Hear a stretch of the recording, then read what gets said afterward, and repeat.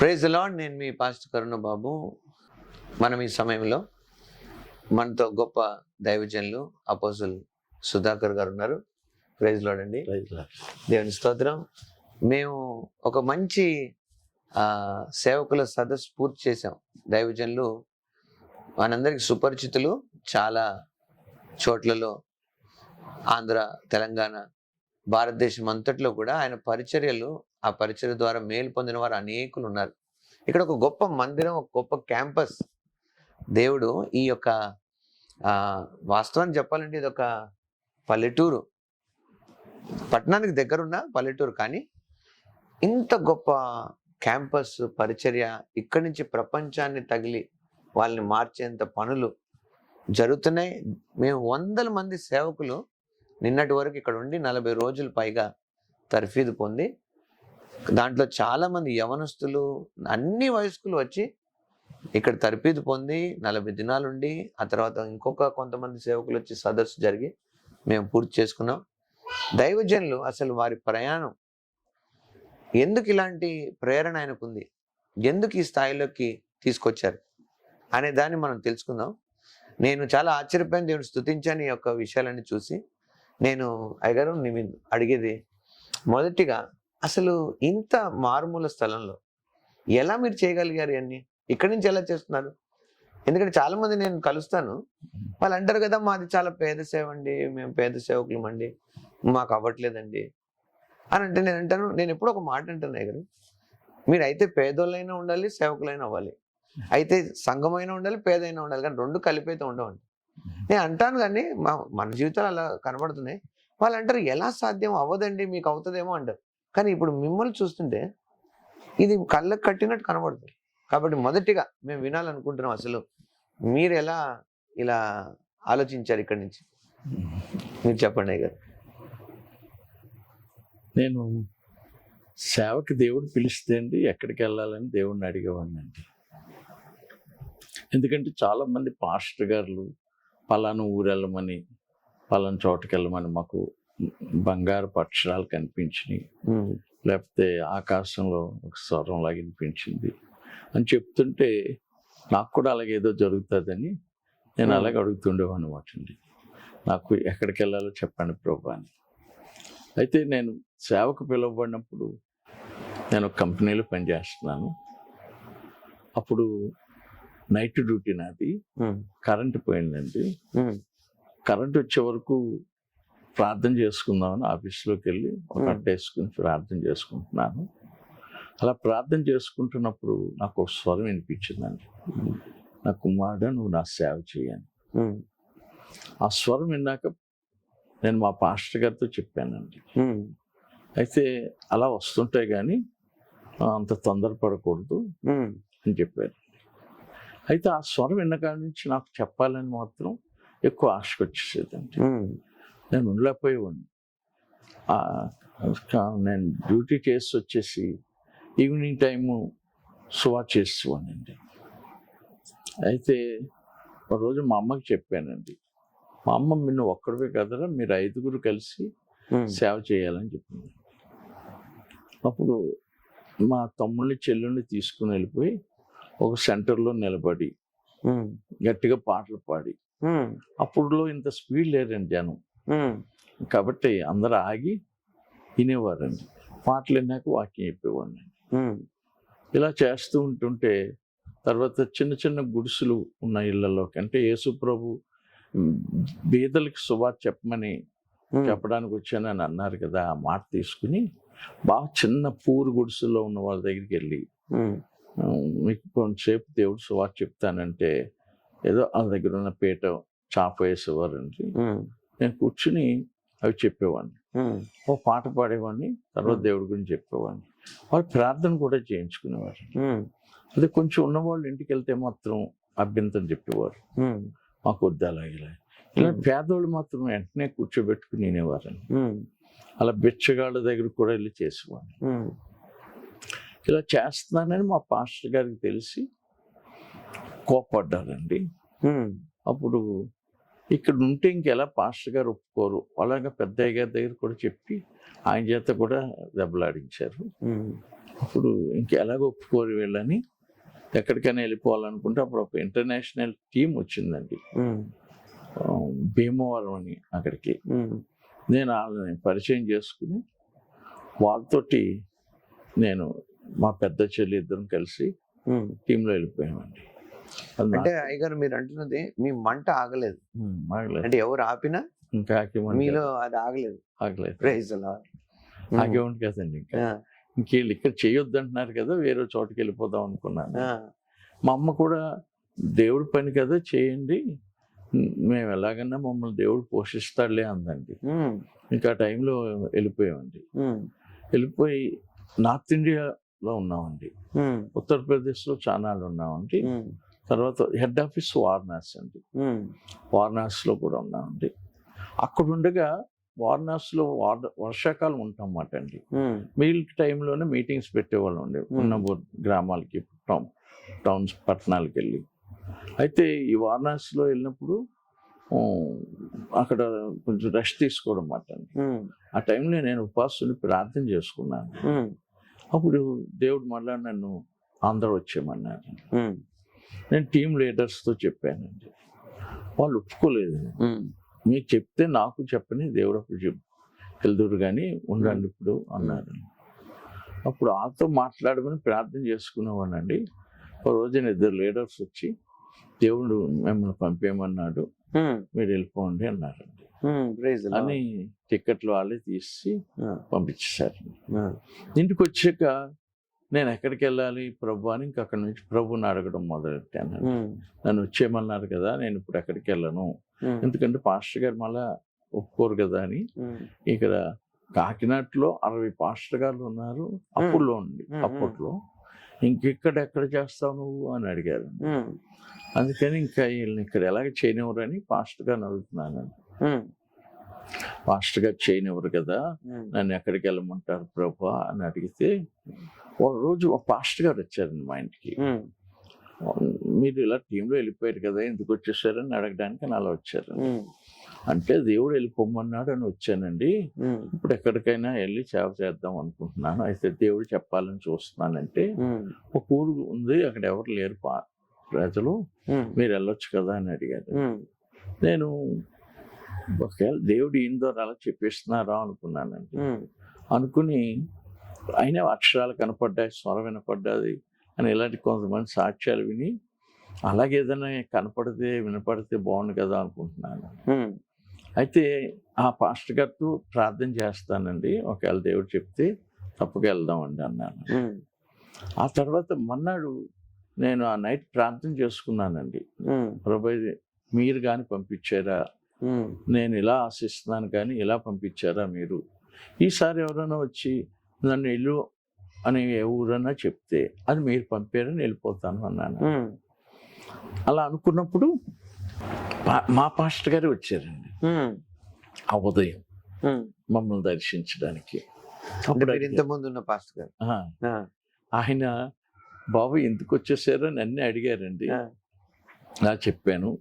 అప్పుడు ఇసుక పెళ్ళని ఒక ఊరు ఉంది, నువ్వు అక్కడికి వెళ్ళొచ్చు కదా అని అడిగారండి.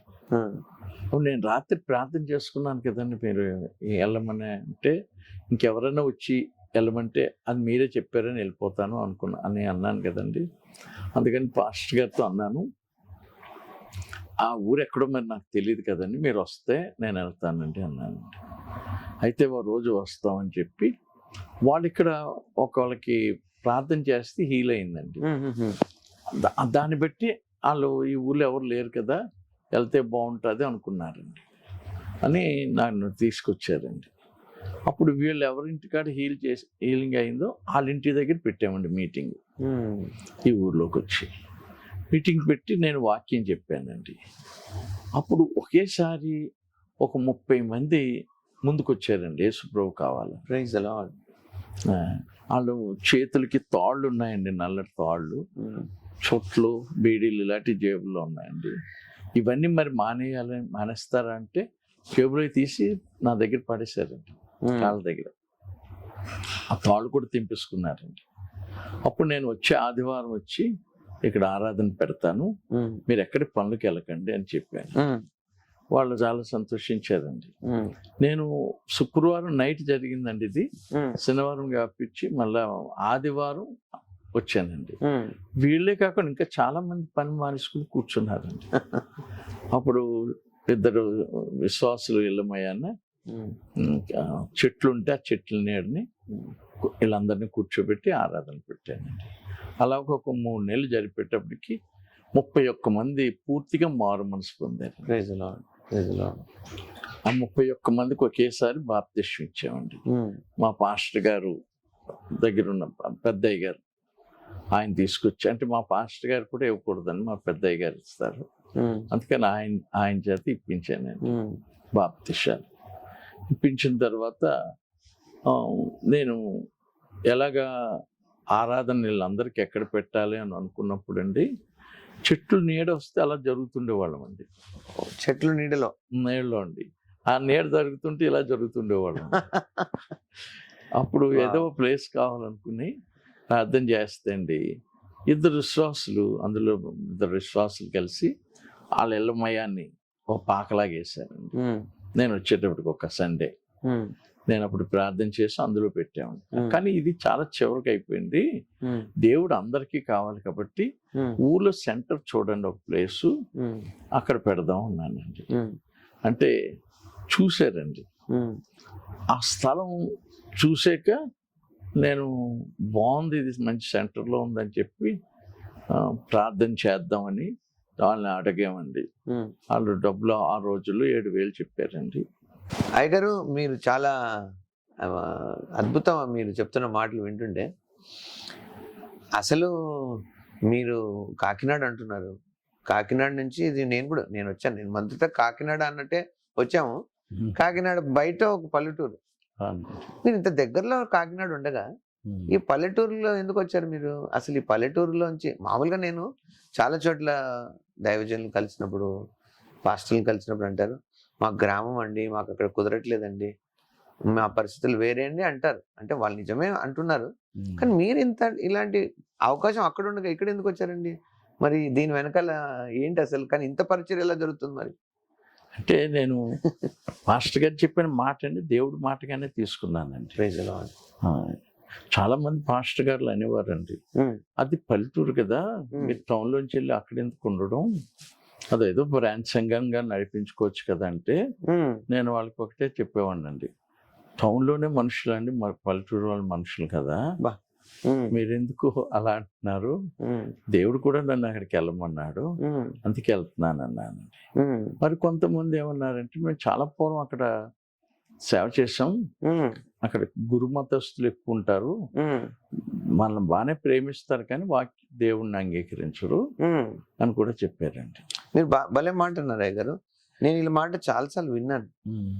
మీరు అన్నంత ఈజీ కాదండి, వాళ్ళు అంగీకరించరు, అక్కడ మనుషులు వేరే, ఇలా కూడా ఈ మాటలు నేను విన్నాను. అవునండి, మీరు ఈ మాట భలే చెప్పారు. అవునండి, చెప్పండి. అలా అంటే నేను అన్నానండి, దేవుడు కదండి నన్ను వెళ్ళమన్నాడు, అందుకని తప్పకుండా అక్కడ కార్యం ఆయనే చేస్తాడని చెప్పేవాడిని. నేను యాంగిచో గారి బుక్ చదివి ప్రార్థన చేసుకుంటే నిజంగా ప్రార్థన ద్వారా స్థలం కొనగలిగామండి. అయితే అందులో మాకు ఇరుకైపోయిందండి ఆ ప్లేస్. అది 10 సెంట్ల స్థలం అండి. అంటే మీరు ఉన్న ప్లేస్ కూడా ఇరుకైపోయిందండి. ఎందుకంటే రోజు రోజు మారి ప్రజలు ఎలా ఉందంటే, ఎలీషా దగ్గరకు వచ్చి అన్నారు కదా, ఇది చాలట్లేదు మాకు అన్నట్టుంది. ఎన్ని రోజులు అది పాస్టర్ గారు? ఒక 5-6 సంవత్సరాల తర్వాత అప్పుడు వల్ల నేను ప్రార్థన చేయడం మొదలెట్టాను. అయితే రోడ్డు వారిని మనం మాట్లాడిన దాని ప్రకారం మీరు ఒక చిన్న చెట్టు కింద మొదలెట్టారు. అవునండి. దాని తర్వాత ఒక ఇళ్ల మధ్యలో వచ్చారు, దాని నుంచి ఇంకో చోటుకి వచ్చారు. ఆ ప్లేస్ కొని వచ్చామండి. ఆ ప్లేస్ లో చర్చి కట్టామండి, చిన్నది. దాని మళ్ళీ ఇంకా పెద్ద చేసామండి. అది సరిపోతే ఇంకో పెద్ద చేసామండి. ఇంకా ఆ ప్లేస్ అంతటితో ఇరుకైపోయిందండి. అప్పుడు అనుకున్నమాట అండి, ఇంకో పెద్ద ప్లేస్ కొనాలని. అయితే 1 ఎకరం కొనాలి, ఇది 10 సెంట్లు కాబట్టి ఇంకో ఎకరం కొనాలి అనుకున్నాను. అయితే పొలాలే కొంటేనే అంత స్థలం ఉంటుందండి, ఊళ్ళో కొంటే అంత స్థలం ఉండదండి. పొలం కొంటే రోడ్డు వారిని ఉండకపోతే మనం అందులోకి ఎలాగెళ్తాం. అందుకని నేను ఏం చేశానంటే అండి, రోడ్డు వారిన 1 ఎకరం స్థలం కావాలి ప్రభు అని 5 సంవత్సరాలు ప్రార్థన చేశాను. ప్రభు అన్నారు కదండి లోక 18:1 ఇసుకోక నిత్యం చేయండి అని. అవును అవును అవును. ఆ మాట పట్టుకుని నేను ఇంకా ఆ నిత్యం చేస్తుండేవాడిని. తర్వాత నాకు ఈ ప్రేయర్ చేసుకోవడం అనే దాని మీద ఎక్కువ ఆసక్తి ఉండేది. అందుకే చాలా మందిని ఉపవాసాలు పెట్టి రోజుకి 2 బడి చొప్పున అలా కూడా ప్రార్థన చేయించేవాడిని అండి. ఆసక్తిగా వచ్చేవారండి. ఎందుకంటే మా ఇంట్లో అందరం ప్రార్థన చేసుకుంటామండి ఎక్కువ. సంఘానికి కూడా ప్రార్థన పట్ల ఆసక్తి కలిగి వాళ్ళు 2 రోజులు 2 కలిసి బడిగా ఒక్కొక్క రోజంతా ఉండి ప్రార్థన చేసేవారు. అలా చేయగా 5 సంవత్సరాలకి ఈ స్థలం తీసుకున్నాం. ఇప్పుడున్న ఈ స్థలం దేవుడు చాలా ఆశ్చర్యకరంగా ఈ స్థలం ఒక అమ్మాయికి వాళ్ళ పుట్టింటోళ్ళు కట్నంగా ఇచ్చారండి. ఆవిడ సడన్ గా ఇది వాళ్ళ మొత్తం ఊళ్ళో ఒక పొలం వస్తే ఎక్కువ పొలం అది కొనుక్కోవడానికి ఇది అమ్మేశారు అన్నమాట. నేను ఎలా అనుకున్నాను అలా రోడ్డు వారణ వచ్చిందండి. ఎకరం అండి కరెక్ట్గా ఎకరం స్థలం. అయితే దానికి ఆకుమడి కావాలని ఇంకో చివరిన కాలం వారణ ఒక 7 సెంట్లు ఉంటే అది కూడా కలిపి ఇచ్చేసారండి. అప్పుడు నేను అనుకున్నాను దేవుడు అడిగిన దానికంటే ఎక్కువ ఇస్తాడు కదా అని. అవును. ఆ ఎకరం మీద 7 సెంట్లు ఇచ్చారు అనుకునేవాడిని. దేవుని చాలా స్తుతించానండి. తర్వాత ఈ స్థలంలోనండి ముందు ప్రార్థన టవర్ కట్టాలనుకున్నాను. ఆ ప్రార్థన టవర్ కట్టాలనుకున్నాను. అప్పుడు మా ఇంటికి ఒక ఆవిడ పద్మకుమారి గారు అని ఒక ఆవిడ వచ్చారండి విజయవాడ నుంచి. ఆవిడ మా ఇండ్లు చాలా ఇరుకుగా ఉండడం చూసి పాస్టర్ గారు మీకు నేను ఇప్పుడు ఇల్లు గురించి అడగలేదండి. ఎందుకంటే అక్కడ 2 రూములతో గది ఇల్లు ఉందండి. అది చాలు అనుకున్నామండి. ఎక్కువ చర్చిలోనే కదా ఉంటాం అనుకున్నాను. కానీ దేవుడికి మన పట్ల చాలా శ్రద్ధ అండి. ఆవిడ ఏమన్నారంటే అండి అందరూ చర్చిలకి ఇస్తారు కానీ పాస్టర్ గారు మీరు ఇల్లు కట్టుకోవడానికి ఇస్తాను, మీరు మంచి ఇల్లు కట్టుకోండి నేను డబ్బు ఇస్తాను అందండి. నేను ఆశ్చర్యపడిపోయానండి. ఈ ఇల్లు ఆవిడిస్తేనే కట్టానండి. అప్పుడు ఆవిడ మీకు ఎంత బాగా కట్టుకోండి అంత కట్టుకోండి అని ఇస్తాను అందండి.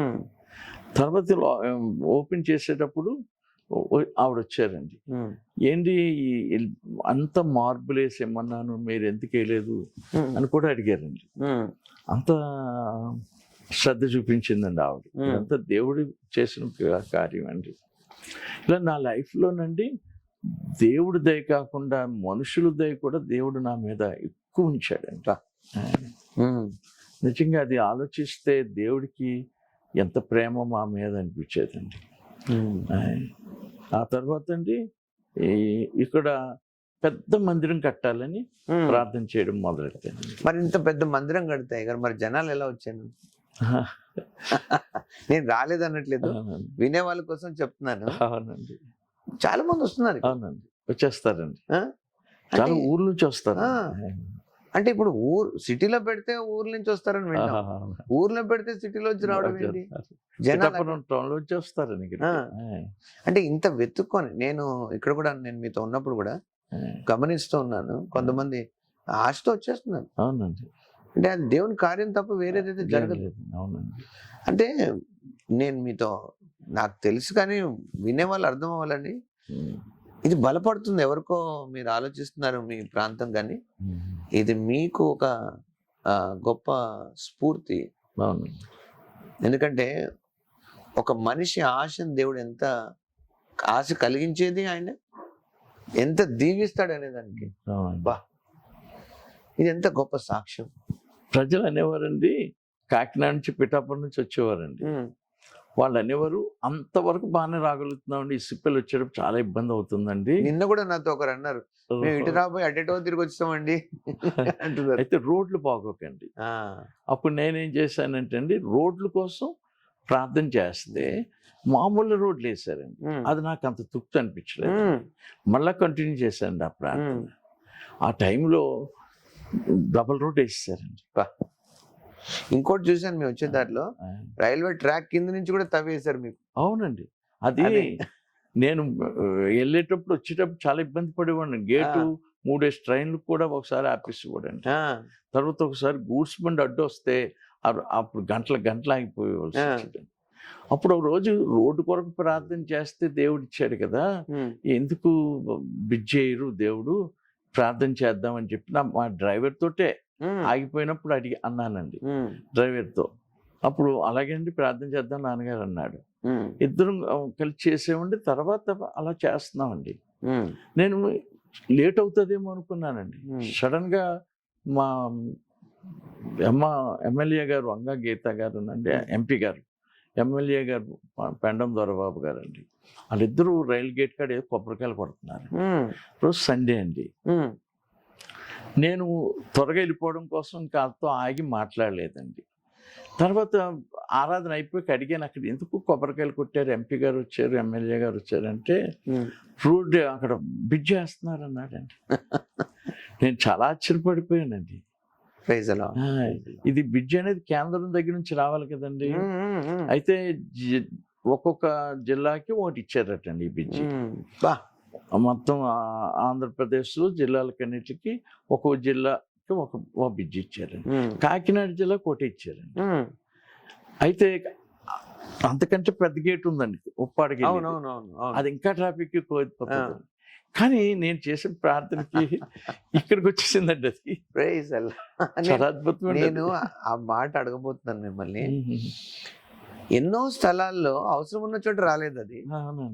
ఇక్కడ అంత బిజీ ఏం లేదండి, కానీ బస్సే తిరుగుదండి ఇక్కడ. అది దైవజన్, ఒక మనిషి కోసం దేవుడు, అంటే భూమి ఆకాశాలకు మనం వారసులు. అవునండి. అంటే మన కొరకు అన్ని మారాలి. ఓ హల్లెలూయా, ప్రైజ్ ది లార్డ్. నేనండి మా గ్రామానికి అన్ని మూలల్ని సిమెంట్ రోడ్లు వచ్చేయాలని ప్రార్థన చేశాను. అలాగే వచ్చేసినాయండి. ఇప్పుడు ఒక్క పెంకిటీలు కూడా ఉండకుండా డాబాలు అయిపోవాలని చేస్తున్నాను. మీరే పల్లెటూరిని గ్రామం చేశారు, గ్రామాన్ని పట్టణం చేస్తున్నారు ఇప్పుడు.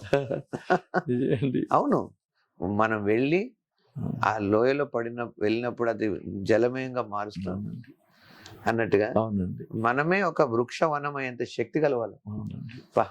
చాలా సంతోషం అయ్య గారు, మీరు ఈ మాటలు చెప్తున్నప్పుడు తప్పకుండా నేను నమ్ముతున్నాను, విన్న వాళ్ళ హృదయాల్లో ఒక నిశ్చయత ఉంది ఇప్పుడు. అంటే ఆ విషయంలో ఇది కనబడుతున్న సాక్ష్యం. మీరు ఎవరైనా ఈ దైవజనుల పరిచర్యను మీరు వీక్షించవచ్చు, మీరు దాని గురించి డీటెయిల్స్ చూడొచ్చు. మీరు వీళ్ళ ఛానల్ ఉంది, దైవ సన్నిధి మినిస్ట్రీస్ అనే ఛానల్, మీరు పరీక్షించవచ్చు. ఇక్కడ జరిగే పరిచర్యలు మీరు చూడొచ్చు. అంతేకాదు మీకు సమయం ఉంటే వారు సేవకుల సదస్సులను పెట్టినప్పుడు, ట్రైనింగ్స్ పెట్టినప్పుడు మీరు వచ్చి ఇక్కడ ఉండి అనుభవించి నేర్చుకొని ఈ అనుభవాల్లో పెరగచ్చు. ఆ మాట అంటున్నప్పుడు అయ్యగారు నాకు ఒక మాట అడగాలని ఉంది. నేను చూశాను ఈ పరిచారకులని ట్రైన్ చేస్తున్నారు. ఇప్పటికి ఈ సంవత్సరం 2 సార్లు మీరు ట్రైన్ చేశారు, ప్రతి సంవత్సరం చేస్తున్నారు. అసలు ఈ సేవకుల్ని మీరు తర్ఫీదు చేయాలి. అసలు కొంతమంది కూడా నా వాళ్ళు నా దాంట్లోనే చేసుకోవాలనుకుంటారు. మీరు ఎక్కడ వాళ్ళైనా సరే. నేను పోయినసారి మనం కాకినాడలో కలిసినప్పుడు అది ఇంకో విషయం మీకు చెప్పాలి. నేను ఏంటంటే కాకినాడలో మనం ఎదురు బదురుగా కలుసుకున్నామండి.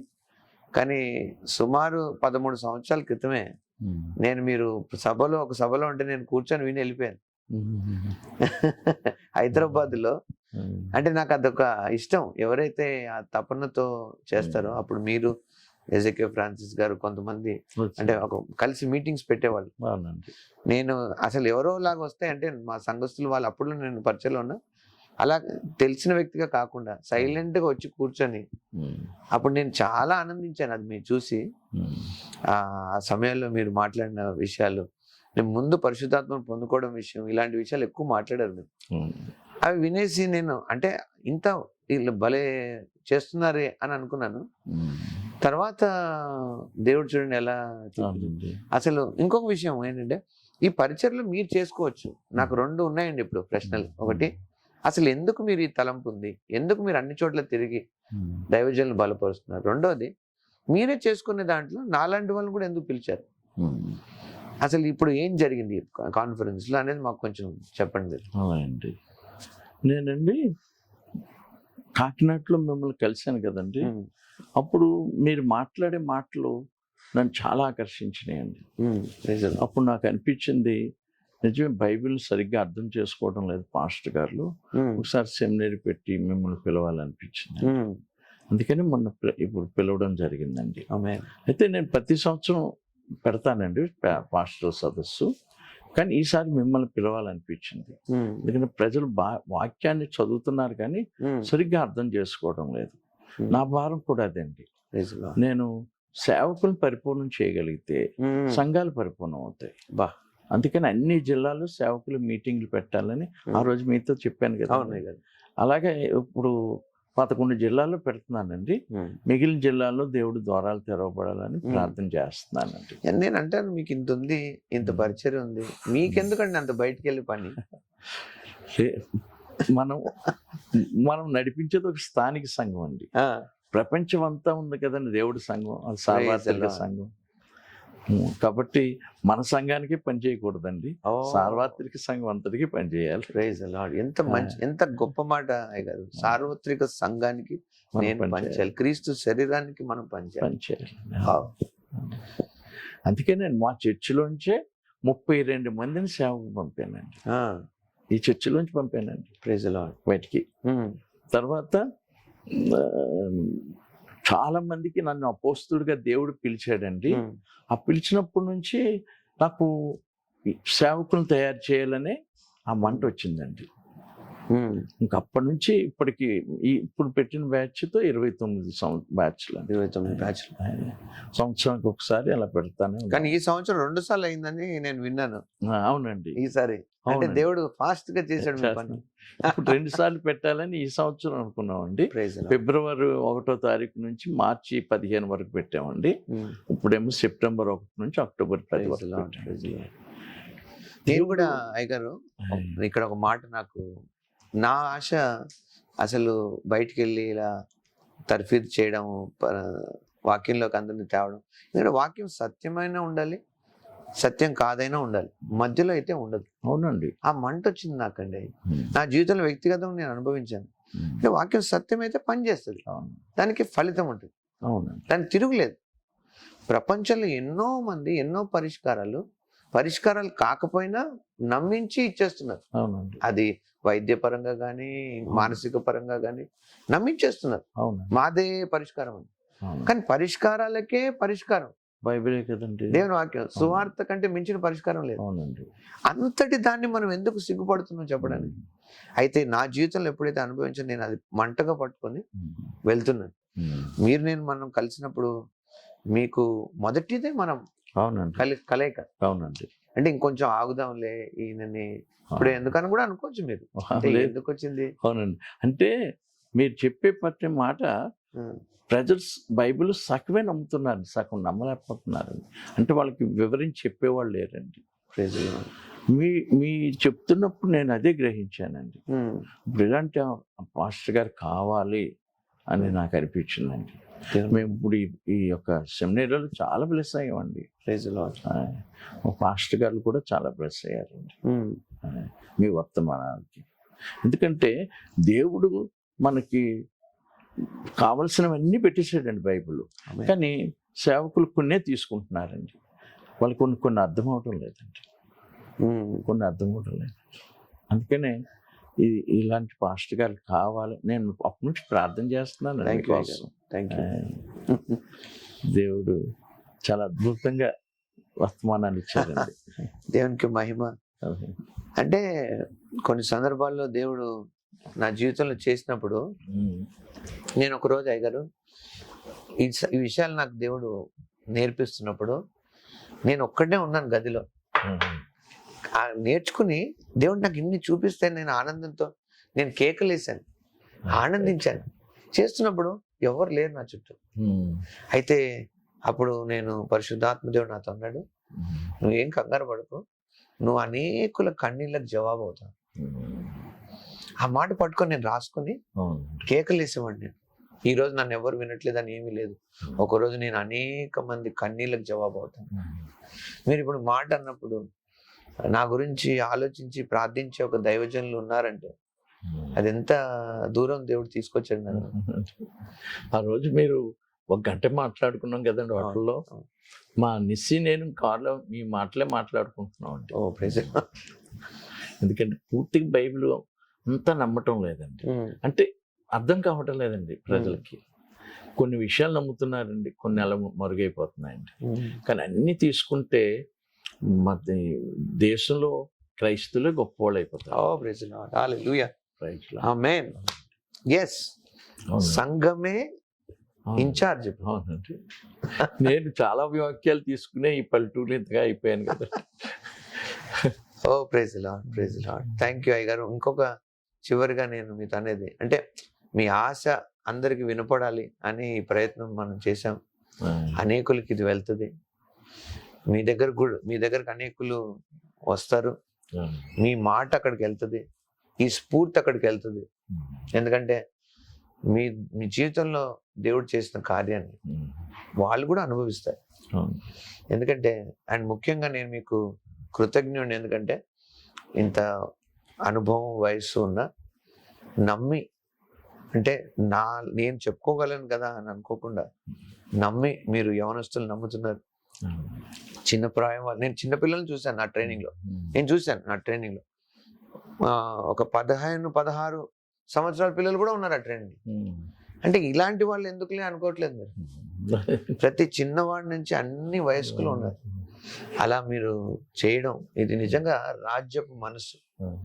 ఆ రాజ్యపు మనసులో మీరు ఉన్నారు. ఇలాంటి వారు ఉండడమే దేవుడు పెట్టాడు మిమ్మల్ని. అందుకే నేను నమ్ముతున్నాను. మీరు ఆ రోజు మాట్లాడినప్పుడు అన్నారు, ఒక ప్రమాదం నాకు తప్పింది అన్నారు. అప్పుడు నాకు వెంటనే పరిశుద్ధాత్మ దేవుడు అన్నాడు, అది తప్పడం కాదు, ఆయన ఈ వ్యక్తి ఉండాలనే అది తప్పింది. నేను అలాగే అనుకున్నాను. కేవలం ఈ పని కోసం నన్ను ఇచ్చాడు దేవుడు. ఆ యాక్షన్ చూసిన వాళ్ళు అన్నారండి, ఎస్ఐ వాళ్ళంతా వచ్చి, ఇందులో వాళ్ళు బతికే ఉన్నారా అని. నాకేం అవ్వలేదండి. అప్పుడు నేను అనుకున్నాను, నేను పెట్టుకునే దర్శనానికి దేవుడు నన్ను ఎట్టు పెట్టాడు, కానీ ఇది జరగాలి అని అనుకున్నాను. చాలా థ్యాంక్స్ అయ్య గారు. మీరు ఒకసారి ఎవరైనా ఇలాంటి వాటిలో విన్న వాళ్ళకి దేవుడు మీరు హృదయంలో పెట్టింది ఏమన్నా ఒక 2 మాటలు చెప్పి వాళ్ళ కోసం ప్రార్థన చేయాలని నేను కోరుతున్నాను. ఎందుకంటే ఇంత చక్కటి అనుభవాలు మీరు మాతో చెప్పారు. మీ దర్శనంలో కూడా అనేకులు దీవించబడాలని. ఎందుకంటే ప్రభు సంఘాన్ని తీసుకెళ్లే సమయం చాలా దగ్గరలో ఉంది. కాబట్టి అంతలో మనం చాలా వేగంగా ఈ పని జరగాలని మేము కోరుతున్నాం. మీరు ఒక మాట ఏదైనా బలపరచడానికి వారికి చెప్తూ మీరు వారి వైపు తిరిగి చెప్పొచ్చు, చెప్పి ప్రార్థన చేయండి వారి కోసం. నాకు 62 సంవత్సరాలు పూర్తయి 63 నడుస్తుందండి. ఇప్పుడు కూడా అందరూ అంటున్నారండి, ఇంత ఏజ్ అయ్యాక ఎందుకంటే ఇంత పెద్ద దర్శనం పెట్టుకున్నారు అని. అప్పుడు నేను అందరితో అదే మాట చెప్తున్నానండి, నా మనసే కాదు యేసు ప్రభుకి నా వయసు కూడా ఇచ్చేసాను. Praise the Lord. నేను నాకేమి వాళ్ళు అంటుంటే నేను ఈ పెద్ద ఏజా అనుకుంటున్నాను కానండి, నాకు అలాగేమి అనిపించడం లేదండి. నాకేం పెద్ద ఏజ్ లాగా అనిపించడం లేదండి. నేను మోషేకున్న సత్తువ నాకు కావాలని మాత్రం దేవుడిని అడుగుతానండి రోజుని. ఎందుకంటే మరి రోజు ప్రయాణాలు చేయాలి కదండి. కాబట్టి దేవుడు మనం ఏదైనా దర్శనం పెట్టుకుంటే అండి తప్పకుండా ఆ విషయంలో మనకు సహాయం చేస్తాడండి. దేవుడు పనికి మనకి ఎప్పుడైనా తోడుగా ఉంటాడండి. ఆయనకి మనం జత పని వారు ఉండి ఆయన మనకి జతగానే ఉండి మనం వెంటే ఎన్నో కార్యాలు చేసి ప్రజల్లో వాక్యాన్ని స్థిరపరుస్తారు. కాబట్టి ఈ స్థలం ఆ స్థలం అని లేదండి. హితోపదేశ కాండం 28:3 ఉంది కదండి, పొలంలో ఉన్నా పట్టణంలో ఉన్నా కూడా దీవిస్తాను. ఏ స్థలంలో ఉన్నా దేవుడు దీవిస్తాడండి. యేసుప్రభు అరణ్యంలో ఉన్న ప్రజలు వచ్చారు కదండి. అవును. కాబట్టి ఎక్కడున్నా వచ్చేస్తారండి. అందుకని ఈ చుట్టుపక్కల చాలా గ్రామాల నుంచి వస్తారు. ఎవరో వింటున్నారు, మీరు వింటున్నారు, ఈ మాట వింటారు. అయ్యగారు ఒక మాట అన్నారు, మీ స్థలం ఇంపార్టెంట్ కాదు, మీ దర్శనం ఇంపార్టెంట్. మీలో ఉన్నవాడు ఈ లోకం కంటే గొప్పవాడు. ఆమేన్. ప్లీజ్. తప్పకుండా ఎక్కడున్నా దేవుడు దీవిస్తాడు. ఆయన కొండల మీద ఉన్న ప్రజలు వెళ్ళేవారు, అరణ్యంలో ఉన్న ప్రజలు వెళ్ళేవారు, నది తీరాన్నున్న వెళ్ళిపోయేవారు. యేసు ఎక్కడుంటే అక్కడ జనం వస్తారు. మేము వచ్చినప్పుడు యేసుప్రభు కూడా గ్రామం వచ్చేసాడండి. మీరే అడ్రస్ వేసే. Praise the Lord. వారి కొరకు ప్రార్థించండి మీరు. అండ్ ఇంకొకటి అండి, నేను మా బంధువులు ఇంటి పేరు చెప్పుకోవడం నాకు ఇష్టం ఉండేది కాదండి. ఎందుకంటే వాళ్ళు ఏదో కులం గొప్పని చెప్పుకుంటూ ఉండేవారండి. ఆ కులంతో నేను ఎందుకు చెప్పుకుని నేను అందరికీ ప్రదర్శించుకోవాలి, దాని గొప్ప ఏముంది, యేసు గొప్పవాడు ఆమేన్. అని చెప్పి నేను కులం వాడు చెప్పనండి. ఉమ్, ఆ ఇంటి పేరు చెప్పుకోవడం కూడా ఇష్టం లేదండి. ఉమ్, నా మనసులో అలా ఉండేదండి. ఉమ్. నిజంగా దేవుడు ఏం చేశాడంటే ఇసుక పెళ్ళిని ఇంటి పేరు చేశాడండి. అవును, అందరు ఇసుకపల్లి సుధాకర్ గారు సుధాకర్ అంటేనే తెలుస్తుంది. నాకు ఇంటి పేరు చెప్పుకోవడం కూడా ఇష్టం ఉండదు. నజరేతు వాడు అన్నాడు ఆయనట్టు. ఆయన బెత్లెహేంలో పుట్టిన అట్లాగే దేవుడు. అవునండి. ఊరి పేరు ఇంటి అప్పుడు పేరు మనం అనాల్సి చేశాడు. వస్తుంది, ఇసుకపల్లి నుంచి ఏదైనా మంచి వస్తుంది అంటే వచ్చింది కదా అన్నారు. Praise the Lord. ఇంటి పేరు కింద చేశాడండి ఆమేన్. దేవుడు. దేవుడికి అండి ఒకటి మనం దర్శనం పెట్టుకుంటే అండి అవును. మనకు తోడుగా ఉండి మనం ఎక్కడుంటే ఆయన అక్కడ ఉంటాడు, ఆయన ఎక్కడుంటే అక్కడ ప్రజలు వస్తారు. ఆమేన్. ఇది మాత్రం సత్యం అండి. ఆమేన్. ఇప్పుడు వినే ప్రజలకు కూడా నేను చెప్పేది ఏంటంటే, మీరు ఎక్కడుంటే అక్కడికి యేసుప్రభు వస్తారు, యేసుప్రభు ఎక్కడుంటే అక్కడికి ప్రజలు వస్తారు. ఉమ్, మరి మీరు పెట్టుకున్న దర్శనం దేవుడు తప్పకుండా నడిపిస్తాడు. ఆమేన్. మీ వయసుని చూడడు దేవుడు, మీ బలాన్ని చూడడు. దేవుడే ఆయన మీకు బలంగా ఉండి మళ్ళా యవ్వన ప్రాయం ఇచ్చి ఉమ్, దేవుడు మిమ్మల్ని వాడుకుంటాడు. ఉమ్, ఇస్సాకు పుట్టడం కోసం అబ్రహాముని యవనస్తుడిగా చేసినట్టు ఉమ్. ప్రతి పాస్టర్గాను ఒక యవనస్తుడిగా మార్చేస్తాడండి. ఆమేన్. ఆమేన్. నాకంటే అందరూ అంటే అలా అనిపిస్తుందండి, వృద్ధుడయ్యాడు అంటున్నారు ఏంటని. కానీ నాకేం అలా అనిపించడం లేదు. నేను ఎప్పుడు ఎలా ఉన్నాను అలా మిమ్మల్ని చూస్తే నాకు అదే మాట దేవుడు హృదయంలో పెట్టాడు. నేను మీతో ఆల్రెడీ పంచుకున్నాను. కాలేబ్ అన్నాడు కదండి, అవును. ఆయన నిలిచినప్పుడు, ఇప్పటికి నేను 40 సంవత్సరాల ముందు కూడా ఇక్కడికి వచ్చాను, అప్పుడు అవ్వలేదు, కానీ ఇప్పుడు కూడా నాకు అదే బలం ఉందని. ఆ అనాకీల్ని పట్టుకోవడం విషయంలో నాకు ఇప్పుడు అదే బలం ఉందని. అవునండి. అలాగే ఉన్నది మీ మాట. అవునండి. ఆమేన్. నాకు అలాగే అనిపిస్తుందండి. Praise Lord. అప్పుడు ఎలా ఉన్నా అలాగే ఉన్నాను కదా, ఏంటి హల్లెలూయా. తేడా అనుకుంటాను. Praise Lord. అప్పట్లో మీరు ప్రయాసపడరు, ఇప్పుడు ఇంకా నున్నగా వెళ్ళిపోతారు. అవునండి. దేవుడు అలా జరిగించిన కాక. ఆమేన్. మీరు ఒక ఎన్నో- ప్రార్థన చేయండి అయ్యగారు వాళ్ళకి. మీరు యూ కెన్ బ్లెస్ దెమ్. పరిశుద్ధ తండ్రి, థ్యాంక్ యూ. ఈ ప్రోగ్రాం చూస్తున్న ప్రతి ఒక్కరిని మమ్మల్ని దీవించినట్టు వారిని కూడా దీవించండి ఆమేన్. ప్రభువా. ఆమేన్. ప్రతి సేవకులకు దర్శనంతో నడిపించండి ఆయన. వారితో మీరు ఉండండి ఆయన. మీరు వారితో ఉండండి, వారు మీతో ఉండేలా చేయండి ఆమేన్. ప్రభు. అలాంటి అనుగ్రహం మా దేశంలో ఉన్న సేవకులందరికీ దయచేయండి ఆమేన్. ప్రభు. సార్వత్రిక సంఘం కొరకు ప్రతి సేవకులు ప్రయాసపడేటట్లు చేయండి. ఉమ్, అటు కృప, అలాంటి జ్ఞానం ప్రతి వారికి మెండుగా దయచేయండి. ఉమ్. యేసునామాన్ని అడుగుతున్నాను తండ్రి. ఆమేన్. హల్లెలూయా. థ్యాంక్ యూ అందరికీ. మీరు వాచ్ చేసిన వారికి ప్రత్యేక అయ్యగారు ప్రత్యేక వందనాలు. థ్యాంక్ యూ మీ సమయం ఇచ్చినందుకు. ఈ సమయాన్ని బట్టి మీరు తప్పకుండా మీరు దీవించబడ్డారు. ఈ యొక్క మాటలు వింటుండగానే అటువంటి కృప మీలో విస్తరించిందని మేము నమ్ముతున్నాం. ఆమేన్. Will see you again. God bless you.